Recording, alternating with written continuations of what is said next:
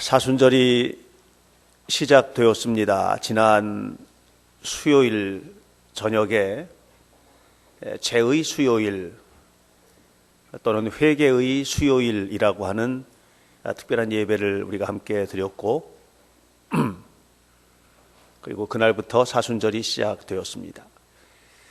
오늘은 사순절 첫 번째 주일입니다. 예수 그리스도께서 십자가에서 우리의 죄를 위하여 죽으시고 우리를 사망과 어둠의 그늘에서 풀어주신 것을 묵상하며 보내는 특별한 절기인데 부활절 전 성토요일까지 진행이 됩니다.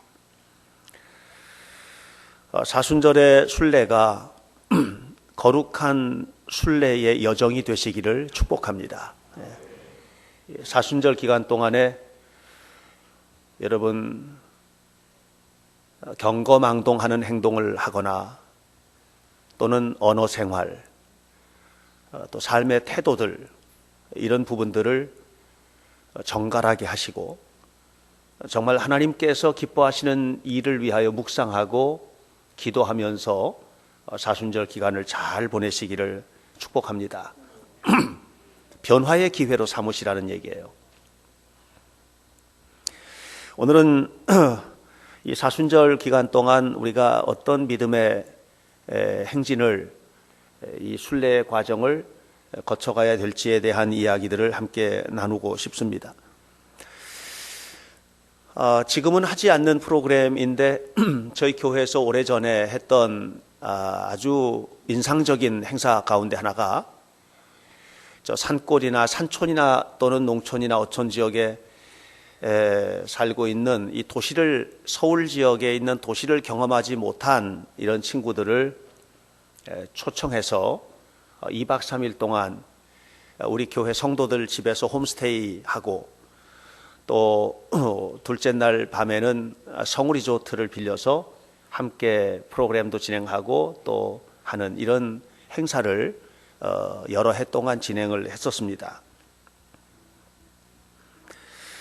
한 번은 강원도 산골에 있는 친구들을 이제 초청을 해서 우리 교회에서 프로그램을 하는데 첫째 날 저녁에 교인들 가정에서 홈스테이 하고 그 다음 날 에버랜드를 데리고 갔죠. 처음 가보는 거죠, 에버랜드를. 당연히 맛있는 것도 대접해주고 또 손목에는 마음껏 자유롭게 놀이기구를 탈 수 있는 이 손목 밴드를 모두 다 이렇게 채워주고 프로그램을 진행을 했는데요. 마음대로 타도 된다고 했습니다. 마음대로. 근데 한참 지나고 난 다음에 한 아이를 제가 만났어요. 그래서 많이 탔니? 하고 물었더니 하나도 못 탔어요. 그러는 거예요. 마음대로 타라고 줬는데 하나도 못 탄 거예요. 왜? 그랬더니 너무 많아서 뭐가 뭔지 모르겠어요. 그래서 뭘 타야 될지도 모르겠고 어디로 가야 될지도 모르겠어요. 그러는 거예요. 그래서 그 아이 손을 잡고 제가 놀이기구 타는 데로 데려가서 이렇게 줄을 서서 타는 거야 하고 알려줬던 기억이 납니다. 손목에 밴드를 채워준 것은 뭐냐면 이 안에 있는 놀이기구는 오늘 하루 동안 네가 마음껏 즐길 수 있다라고 하는 상징이에요. 그래서 이 손목 밴드만 가지고 있으면 하루 동안 마음껏 즐길 수가 있는 것이죠. 그런데도 아무것도 즐기지 못한 모습이 우리 성도들의 모습과 오버랩이 되면서 겹쳐져 보이는 것입니다. 성경 안에는 하나님께서 우리에게 주시기로 약속하신 어마어마한 축복들이 자리 잡고 있습니다. 성경 안에 있는 치유에 관한 이야기, 회복에 관한 이야기, 또 물질적 복에 관한 이야기, 이런 삶의 내용들은 우리가 상상을 초월한 것이고 예수 믿는 순간 우리는 예수 그리스도의 보혈의 은혜, 예수 그리스도의 보혈의 공로를 의지하여 손목 밴드가 하나씩 다 채워졌는데 그것은 자유 축복권입니다. 이 성경 안에 있는 모든 것들을 누리라고 하는 하나님의 선언이죠. 성경에 약속하신 모든 것들을 다 네가 누리고 또 즐길 수 있다라고 하는 하나님의 은혜인 것입니다.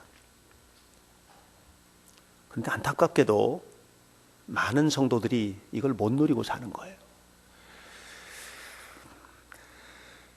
우리가 하나님을 믿는 사람들입니다. 하나님을 믿는다는 것은 무엇이냐 하면 하나님을 믿기 때문에 믿음이 좀 더 구체적인 표현을 해서 확실히 믿기 때문에 신뢰하기 때문에 하나님께 삶의 모든 것을 맡기는 것을 말하는 것입니다. 내 모든 것을 맡길 수 있는 거예요. 내가 가지고 있는 넉넉한 것을 맡기는 것뿐만 아니라 나의 부족한 것도, 나의 육신의 질병도, 나의 정신적인 황폐함도, 내 가정의 아픔도, 내 자녀들의 삶도 다 맡길 수 있다라고 하는 것을 말합니다. 이것이 믿음이죠. 히브리서 11장을 보면 믿음에 관한 이야기가 나옵니다. 우리 히브리서 11장을 일컬어서 별명을 붙이기를 믿음장이라고 얘기합니다. 그러나 제가 생각할 때는 거기는 믿음에 관한 이야기를 하는 것이 아니고 믿음으로 산 사람들이 누린 축복에 관한 이야기가 가득 차 있어요. 그래서 그것은 믿음으로 산 사람들의 간증의 페이지들이에요. 간증장이죠. 그리고 그들이 믿음으로 살았다는 것은 뭐냐면 철저하게 하나님께 기대고 살았고, 그리고 하나님께서 약속하신 것을 받아 누렸다고 하는 것을 이야기하는 것입니다. 엄청난 기적을 자기 것으로 만든 사람들이에요.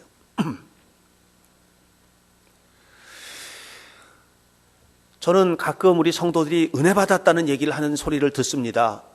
은혜를 받았다고. 누가 앞에 나와서 간증을 했는데 목사님 좀 정말 은혜 받았어요 이렇게 얘기를 합니다. 저는 바뀌어야 된다고 생각해요. 남의 간증 얘기 듣고 은혜 받지 마시고 여러분이 간증자가 되셔야 돼요. 왜 남의 얘기 듣고 은혜를 받아요?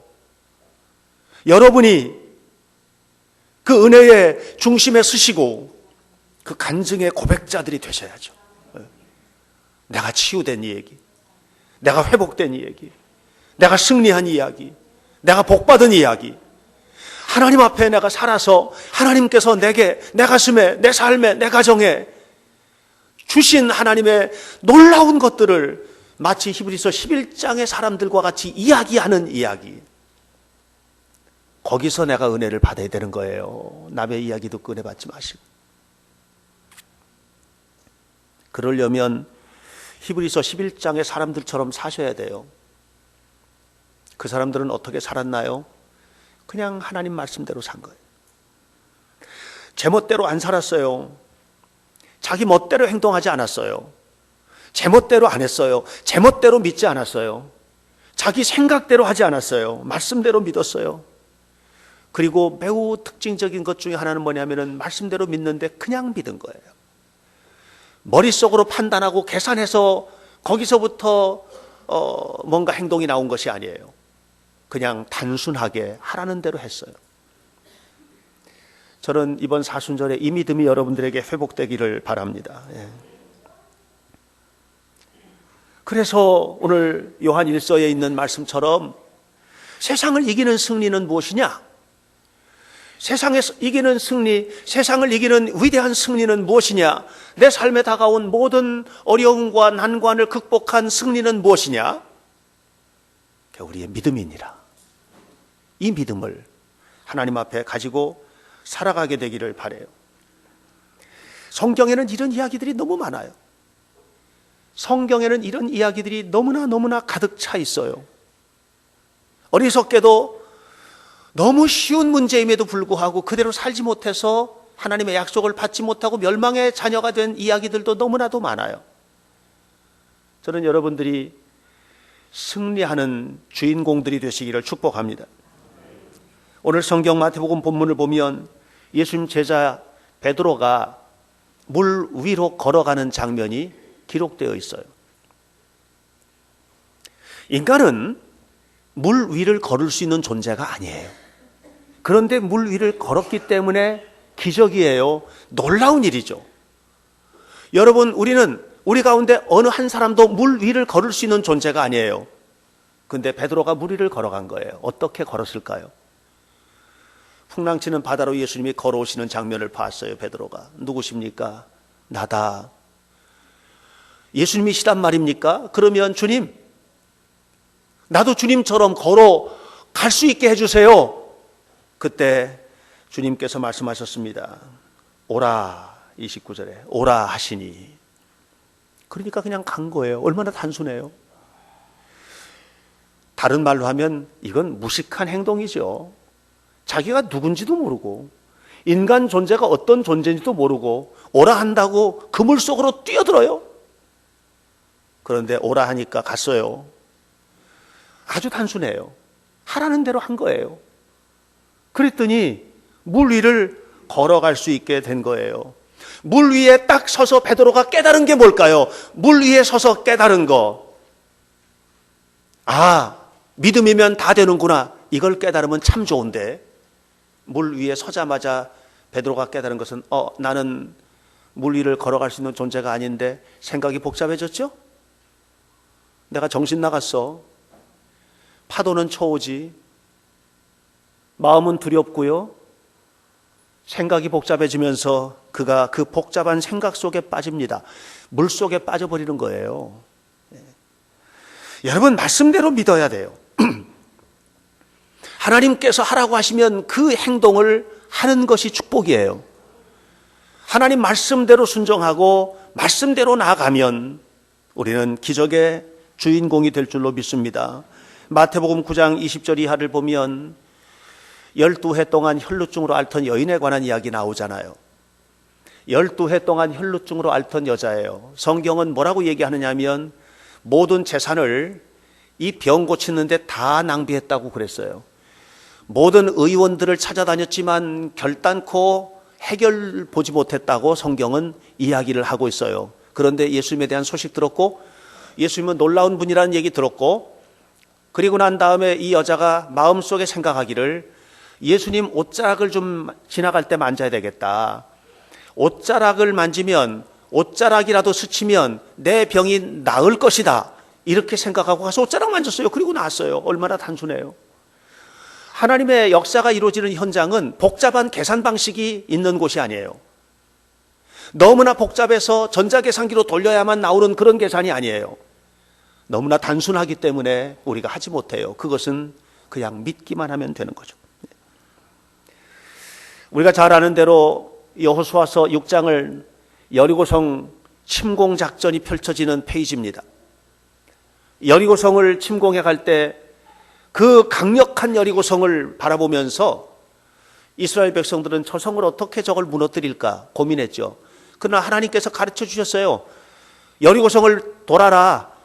매일 한 바퀴씩 돌아라. 7째 날은 7바퀴 돌아라. 그리고 소리를 지르면 무너질 것이다. 여러분 생각해 보십시오. 이게 가능한 얘기인가 말입니다. 그런데 여호수아는 그냥 단순하게 그대로 믿은 거예요.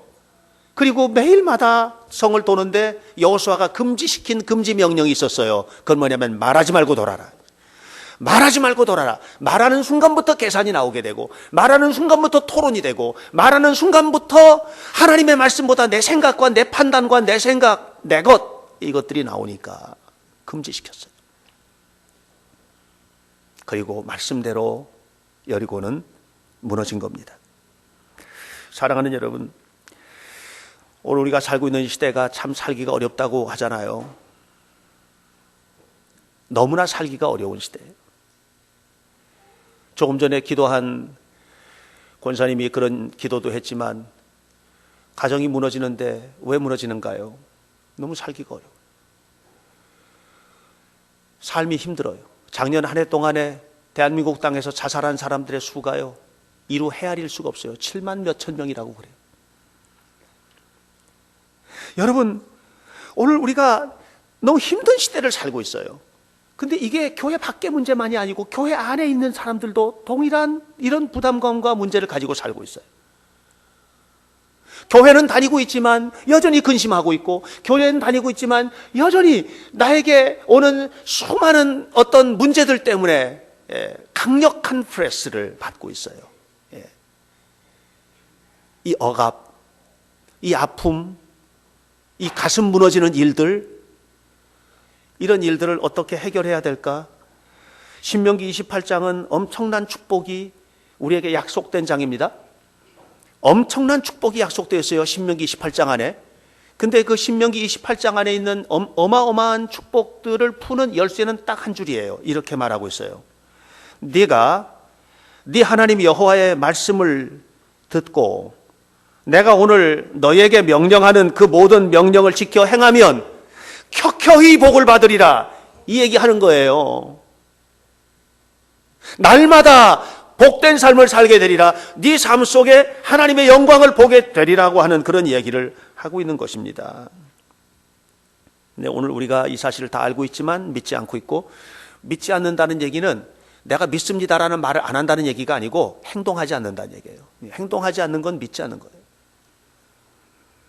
제가 지난 주간에 욥기 그리고 시편 이렇게 쭉 읽으면서 욥기를 읽다가 심장이 멎는 것 같은 충격을 받은 말씀이 있었어요. 욥기 23장 10절 보면 욥이 그 어마어마한 극심한 고난 속에서 이렇게 고백합니다. 내가 가는 길을 하나님이 아시나니 하나님은 나를 연단하신 후에 단련하신 후에 내가 순금과 같이 되어서 나오게 될 줄로 믿습니다. 이런 얘기를 합니다. 이 엄청난 고난을 지금 겪고 있는데 이 엄청난 고난이 나를 순금으로 만드시는 하나님의 손길이라는 거예요. 저는 여기에 충격받은 게 아니에요. 네, 뭐 이렇게 얘기할 수 있죠. 더 큰 축복은 뭐냐? 내가 받았던 충격은 그 앞에 나오는 말씀이에요. 8절로 9절에 앞으로 가도 하나님이 안 계시고 뒤로 가도 안 보이고 왼쪽에서 일하시는 것 같은데 만날 수가 없고 오른쪽으로 돌이키는데 내가 배울 수도 없고 도대체 하나님 어디 계십니까? 하나님이 안 보입니다. 하나님이 안 보이는 거예요. 이 엄청난 고난 속에 있는데 이 고난당하고 있는 욥의 삶에 하나님이 안 보이는 거예요. 하나님이 보이시면 해결이 되는데 하나님이 안 보이는 거예요. 기도해도 응답이 없고 예배를 드려도 응답이 없고 누구는 뭐 기도하면 불이 쏟아진다는데 불은커녕 뜯던 미지근한 흔적조차도 없고 아무것도 보이지 않고 어떤 상황도 지금 나에게는 없는데 그런데 10절에서 고백하는 것입니다. 그런데 그래도 하나님은 지금 나를 순금으로 만들어 가시는 놀라운 프로그램을 가동하고 계신다. 하나님은 지금 나를 순금과 같은 이 고난 속에서 나를 순금과 같은 놀라운 축복의 자리로 이끌어가고 계신다 하는 것을 나는 믿는다. 얼마나 단순해요. 이것이 욥의 믿음이었어요. 이것이 욥의 믿음이었어요. 오늘 여러분 이 믿음을 갖게 되시기를 주의 이름으로 축원합니다. 시편 23편을 기록할 때 다윗은 너무나 힘들었습니다. 사울에게 쫓겨다닙니다. 다윗의 삶은 고난이었어요. 심지어는 자기가 낳은 아들이 자기를 왕의 자리에서 쫓아내고 죽이겠다고 쫓아오는 이런 일까지 벌어지게 되는 그런 상황이었어요. 그래서 그는 고백하기를 나는 사망의 음침한 골짜기 속을 살고 있다라고 얘기했어요. 사망의 음침한 골짜기 속을 살고 있습니다, 제가. 그런데 그 사망의 음침한 골짜기를 이겨낼 수 있는 것은 의외로 너무 단순합니다. 하나님이 나를 이끌고 가고 계시니까 이렇게. 하나님이 나의 목자가 되시니까 이렇게. 그러니까 모든 것을 다 하나님 앞에 맡겨버리고 기대버린 거예요. 이 고난의 상황도 하나님께 그냥 기대버린 거예요. 자기 아들이 자기를 쫓아올 때 도망을 가잖아요. 요단 나루터를 이렇게 지나가게 될 때 시므이라고 하는 사울 족속 중 한 사람이 나와서 막 돌멩이를 집어던지고 티끌을 뿌리면서 다윗을 욕하지 않습니까? 나가 죽어라. 그러니까 네가 사울의 집안을 무너뜨리더니 거봐라. 네가 네 아들에게 쫓겨가잖아. 넌 죽을 거야. 저주받을 거야. 막 이렇게 하잖아요. 그렇게 하니까 다윗의 휘하 장수 중에서 아비새가 칼을 쫙 뽑아듭니다. 그리고 말합니다. 내가 당장 가서 저 개 같은 놈을 당장 목을 베우겠다고 그렇게 얘기를 합니다. 다윗이 뭐라고 그런 줄 아십니까? 그냥 두어라. 그냥 두어라. 하나님께서 저의 입술에 말씀을 담으셨다. 나는 그래 마땅한 사람이다. 그런데 하나님 보시옵소서. 저가 쏟아내는 저 저주로 말미암아서 하나님께서 내 삶을 회복시키시고 돌이키셔서 다시금 이 자리를 건너서 예루살렘으로 돌아갈 수 있도록 도와주옵소서. 그렇게 얘기하잖아요. 그러니까 하나님만 믿는 거예요. 네. 주변에서 누가 무슨 말을 하고 내게 어떤 말을 쏟아붓고, 이것도 전부 다 하나님을 바라보는 관점에서 해석해버리는 거예요. 다 그렇게 하니까 시험 들 일이 없어요. 낙심할 일이 없어요. 내가 지금 당하고 있는 어려움도, 내가 당하고 있는 고통도, 내가 당하고 있는 삶도 다 하나님께서 지금 나를 순금으로 만들어 가시는 작전을 수행하시는 것이다 말이죠. 이것이 욥만의 고백이 아니고 성서 안에 등장하고 있는 수많은 사람들의 고백인 거죠. 그런데 왜 우리가 이 믿음을 갖지 못하고 있을까? 우리가 왜 이 믿음을 갖지 못하고 있을까? 결정적인 이유는 하나님의 말씀을 건성으로 듣기 때문에 그렇습니다. 여러분 정말 하나님의 말씀을 들으십니까? 하나님의 말씀을 여러분 들으면서 오늘 목사님께서 좋은 말씀 해주셨어. 우리가 얘기를 들을 때 은혜를 받는 게 뭐냐면은 내 귀에 듣기 좋고 가슴 속에 감동이 되면 그게 좋은 말씀이라고 생각을 하는 거예요. 그게 아니에요. 나를 행동하게 하는 게 좋은 말씀이에요. 그러니까 은혜를 받았어. 그 참고, 내 인생의 참고사항, 목사님의 설교가 내 신앙생활의 참고사항 정도가 되면 그러면 거기는 역사가 없는 것이죠. 건성으로 들어서는 안 돼요. 사무엘상 15장을 보면 사울 왕의 이야기가 나옵니다. 아말렉과 전쟁이 벌어지게 돼요. 하나님께서 사울에게 말합니다. 가서 진멸하라. 사무엘을 통해서 전달해 줬어요. 가서 진멸하라. 모든 것을 진멸하라. 이렇게 했어요. 성전, 거룩한 전쟁을 선포한 거예요. 그런데 사울은 그 얘기를 분명히 듣고도 그렇게 하지 않았어요. 아각 왕을, 아말렉 왕을 잡아왔어요. 정치적인 목적으로 사용하기 위한 이유예요. 소도 양도 염소도 다 잡아왔어요. 아름다운 여자들도 다 잡아왔어요. 하나님은 진멸하라고 했거든요. 오다가 사무엘을 만납니다. 그리고 사울왕이 말합니다. 당신은 여호와께 복을 받으소서. 사울이 사무엘에게 하는 얘기예요. 당신은 여호와께 복을 받으소서. 내가 여호와의 명령을 행하였나이다. 사무엘상 15장 13절의 말씀입니다. 내가 여호와의 명령을 행하였나이다. 이 말을 들은 사무엘은 마음이 무너지는 것 같은 거예요. 왜요? 순종하지 않은 걸 알거든요. 어젯밤에 하나님이 말씀해 주셨거든요. 내가 사울을 버렸다고 그러셨거든요. 그래서 사무엘상서 15장을 보면 무슨 얘기를 하느냐면 온 밤새 15장 11절에 온 밤새 사무엘이 근심이 되어서 사울을 위해서 밤새 꼬박 잠을 못 자고 통곡하면서 기도하고 지금 오는 길이거든요. 그런데 사울은 말합니다. 내가 하나님의 명령대로 행하였나이다. 무너지는 거예요.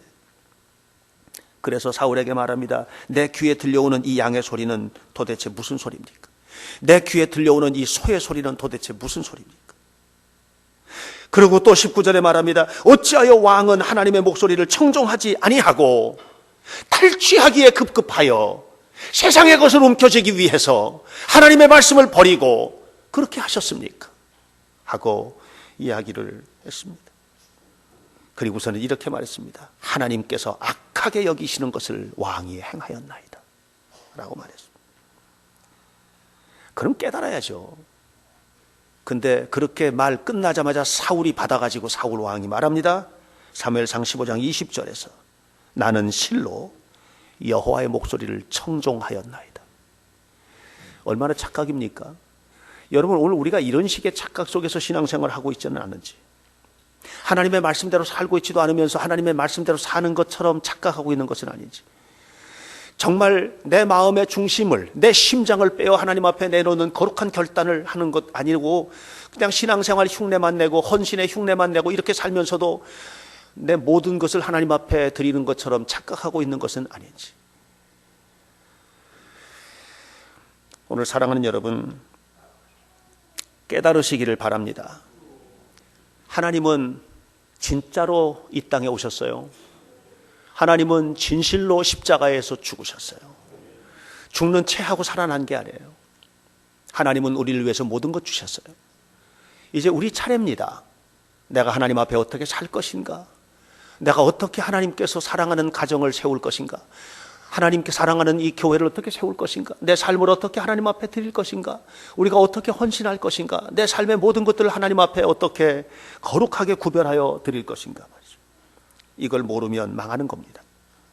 저는 이 사순절에 깨닫게 되기를 주의 이름으로 축원합니다. 그럼 어떻게 우리가 이런 믿음의 삶을 살 수 있을까요? 예수님 알면 돼요. 예수라는 이름을 마태복음에서는 이렇게 해석합니다. 예수라는 이름은 구원자라고 이렇게 우리에게 알려줍니다. 예수는 구원자라는 뜻이에요. 주님이 우리의 구원자이심을 믿으시기 바랍니다. 그리고 이렇게 말했습니다. 그 이름을 임마누엘이라 하리라. 임마누엘이 뭡니까? 임마누엘은 하나님이 우리와 함께 계시다는 거예요. 하나님이 동행하시는 거예요. 왜? 우리를 구원하기 위해서 동행하시는 거예요. 하나님이 날마다 동행하시는 거예요. 내 삶의 구원자가 되시도록 동행하시는 거예요. 이것이 예수의 이름 속에 담겨진 의미예요. 그러니까 늘 주님 바라보고 늘 주님과 함께 동행하고 늘 주님과 함께 행동하면서 하나님께서 드디어 완성하실 구원을 소망하고 하나님 앞에 살 때 우리의 삶에 하나님의 놀라운 축복이 이루어질 줄로 믿습니다. 지구촌 교회 은퇴하신 이동원 목사님의 이야기를 들은 적이 있습니다. 전에 실천신학대학원대학교에 국제 심포지움을 할 때 이분 초청받아서 강연하셨는데 이런 얘기 하셨어요. 자기 어렸을 때 아버지가 사업하다 잘못되고 뭐 해서 완전히 망해가지고 완전히 망해서 수원 가면 팔달산 있거든요. 팔달산 토굴 속에 살았다는 거예요. 토굴 속에. 아버지가 한 번도 좋았던 적이 없고 너무나 원망스럽고 그랬었대요. 팔달산 토굴 속에 살던 그 절망스러운 어린 소년이 세계적인 목사가 됐다는 거죠. 그는 단 하나밖에 없었다는 거예요. 환경이 좋아서 어떤 다른 문제 아니고 오직 그 마음속에 담겨있는 주를 향한 믿음 때문에 그렇게 됐다는 거예요. 백악관 장애인 특보, 백악관의 장애인 특보를 지냈던 강용우 박사님, 이 강용우 장로님, 이분이 맹인이잖아요. 장님이잖아요. 나중에 무슨 얘기 하느냐면 나는 장님이었기 때문에, 장님이 되었기 때문에 그래서 기껏해야 어디 안마 시술소에서 남의 몸뚱아리 안마나 해주면서 살다가 끝날 수밖에 없는 내가 백악관의 특보가 되고 세계의 모든 사람들이 존경할 만한 이런 위치에 온 것은 단 하나밖에 없다는 것이죠. 내가 가진 모든 것은 하나님께서 주셨다는 거예요. 믿음 때문이라는 겁니다. 여러분 믿음으로 하나님 앞에 사시기를 주의 이름으로 축원합니다. 전에도 한번 말씀드렸습니다만 안산제일교회 고훈 목사님 지금 은퇴하신 원로인데 그분이 한 번은 예배 끝나고 인사를 하는데 할머니가 선물을 주면서 목사님 감사합니다. 목사님께서 10년 동안이나 저를 안수해 주셔서 제 심장병이 나았습니다. 목사님 깜짝 놀란 거죠. 내가 당신한테 안수해 준 적이 없는데요. 그러니까는 그래요? 제가요? 이렇게 했더니 네 목사님 예배 마치고 내려올 때 목사님 악수해 주시면 악수할 때 목사님 손잡을 때 다른 손을 제가 심장에 이렇게 대고 기도했는데 목사님께서 10년을 한결같이 저를 위해서 기도해 주셨고 안수해 주셨고 그리고 제 심장병이 다 나았습니다. 얼마나 단순합니까? 복잡한 게 없어요. 복잡한 게 없어요. 우리 하나님이 창조주 하나님이심을 믿습니까? 우리 하나님이 승리의 주님이심을 믿습니까? 우리 하나님이 역사를 이끌어 가심을 믿습니까? 그 하나님 오늘도 살아계심을 믿습니까? 그렇다면 여러분 우리 하나님 앞에 맡기는 거예요. 아주 단순하게 내일부터 새벽기도회 사순절 새벽기도회가 시작됩니다. 이번 새벽기도회를 통해서 내가 은혜를 받아야 되겠다. 그리고 하나님께서 살아계심을 내가 증명을 받아야지. 내 삶을 치유해 주시고 내 문제를 해결해 주세요. 단순하게 생각하고 하나님 앞에 나와서 예배를 드리는 거예요. 어린아이와 같이 반응하면 하나님께서 그 속에서 역사하시는 것을 믿으시기를 축원합니다. 오늘 우리가 이런 하나님의 은혜를 경험하지 못하는 이유는 뭐냐면 우리는 하나님의 말씀대로 반응하는 일에 너무 어색해요. 하나님의 말씀대로 내 시간을 하나님의 말씀대로 하나님 앞에 드리고 내 물질이 하나님의 말씀대로 경영이 되고 온전히 또 내가 하나님 앞에 봉사하고 헌신하는 이런 모든 일들이 하나님의 말씀대로 운영되고 하는 이런 모든 일들이 우리에게는 어색한 거예요. 되지를 않아요. 왜 그럴까요? 우리 생각이 너무 커요. 사사기에 보면 사사기 21장 25절에 사사시대의 혼란의 원인에 대한 이야기를 합니다. 사사시대 때 너무나 혼란스럽고 그리고 백성들이 모두 다 정말 죽을 것 같은 고통 속에서 살았는데 그렇게 살 수밖에 없었던 이유에 대해서 사사기는 이렇게 우리에게 알려줍니다. 그때에 이스라엘의 왕이 없으므로 사람이 각기 자기 소견에 좋은 대로 행하였더라. 그때에 이스라엘이 하나님을 진실로 믿지 않았기 때문에 사람들은 자기 소견에 좋은 대로 살았다는 거예요. 자기 생각대로 살았던 거예요. 예수님 내 마음에 왕으로 안 오시면 내 마음대로 사는 겁니다. 내 마음대로 사는 겁니다. 내 마음대로 사는 삶은 혼란스러울 수밖에 없습니다. 베드로는 물 위를 걸어갈 수 있는 존재가 아닙니다. 그런데 베드로가 물 위로 걸어갔습니다. 주님께서 말씀하신 대로 순종했기 때문입니다. 물 위에 올라서는 순간 생각이 복잡해졌습니다. 그 순간 그는 물속에 빠져들어가기 시작합니다. 여러분, 주님만 바라보시기 바랍니다. 주님만 바라보시기 바랍니다. 주님만 바라보시기 바랍니다. 주님만 바라보시기를 바랍니다. 여기서 역사가 나타나는 것이고, 여기서 기적은 남의 것이 아니고 내 것이 되는 것이고, 히브리서 11장에 나오는 그 수많은 간증의 이야기들이 남의 얘기가 아니고, 남의 얘기나 듣고 아멘하고 은혜 받는 것이 아니라 내가 간증의 주인공이 되고 내가 삶의 중심에 서서 하나님께 영광을 돌리는 복된 삶을 살게 되는 것입니다. 말씀대로 살겠다고 무조건 결심하시기를 축원합니다. 결심하라고 했습니다. 제가 은혜 받으라는 얘기 안 했어요. 결심하시기를 바랍니다. 여러분, 은혜 받은 다음에 행동하겠다는 것은요, 안 하겠다는 거나 똑같아요. 은혜는 그냥 오는 게 아니에요. 거룩한 결심과 이 거룩한 결심이 행동으로 옮겨져서 끊임없이 쌓여지는 헌신들이 있을 때 그 속에서 하나님의 은혜가 쏟아지는 것이지. 여러분, 그래서 결심하세요. 예배를 결심하시고 헌신을 결심하시고 봉사를 결심하시고 믿음대로 살 것을 결심하셔야 돼요. 그리고 그것을 행동으로 옮기셔야 돼요. 그 속에 하나님의 축복과 은혜는 엄청나게 쏟아져 내릴 것입니다. 이 은혜가 저는 여러분들의 것이 되시기를 바랍니다. 사순절의 거룩한 순례가 여러분 속에 하나님의 거룩한 축복으로 다가오시길 바라고 날마다 승리하는 성도들이 되시기를 주 예수님의 이름으로 간절히 축원합니다. 기도하겠습니다. 오늘도 살아계신 하나님의 은혜를 감사합니다. 믿음으로 하나님 앞에 서서 하나님 앞에 나아가 헌신하는 사랑하는 성도들을 주님 축복하여 주옵소서. 하나님 앞에 온전히 헌신하는 것도 아닌데도 헌신하는 줄 착각하는, 그래서 사울처럼 망하는 길에 서지 말게 도와주시고, 하나님께서 말씀하신 대로 순종하고 아멘하고 나아가 주님 예비하신 복을 받아 누리는 은혜로운 성도들이 되도록 도와주시옵소서. 진실한 믿음을 회복하게 하시고 거룩한 삶을 향하여 나아가게 하시고, 그래서 우리 위하여 십자가에 죽으신 예수 그리스도 그 어마어마한 헌신을 우리가 마음에 담고 나도 주님 뜻대로 살겠습니다, 세상을 행복하게 하는 도구가 되겠습니다 하는 은혜로운 결단과 함께 승리하게 하옵소서. 예수 그리스도의 이름으로 기도하옵나이다. 아멘.